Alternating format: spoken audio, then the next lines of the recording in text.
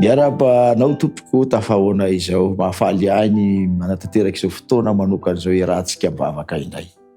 Ny namantsika Saoly no manana olana eo amin'ny lafiny fitantanana ara-bola. Ananan'olona trosa izy ary maniry mba ho afaka amin'izany. Andeha hivavaka ho azy isika. Mety mitovitovy toerana misy azy ianao ankehitriny. Andeha hivavaka ho antsika rehetra ao anatin'izany olana izany.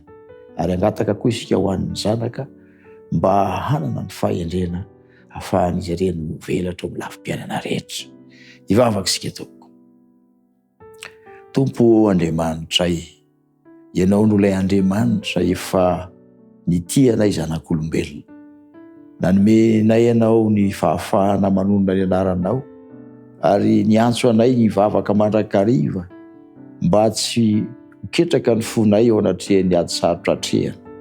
Ny namanay Saoly no maniry ho tsotronam-bavaka manokana androany. Miariary sy fantatrao ny olana misy azy ary miariary sy fantatrao koa ny faniriany dia ny mba ho afaka amin'ny fantorana izany atao hoe trosa izany. Andriamanitra tsy izy irery no mety tafiditra ao anatin'izany toe-javatra izany amin'izao andro sarotra izao. Ho ampio izy rehetra maniry mba ho afaka amin'izany. Miovaolana izy mba hanana ampy-pivelomana raikitra. Azahoany mikarakara ny ankonany. Azahoany manome voninahitra anao ary azahoany Andriamanitra miasa ao amin'ny fanompoana ny hafa indraiky. Tahiony zanany iriny mba hanana ny ho avy mamirapiratra. Andriamanitra idiran-tsehatra ny amin'izany ianao.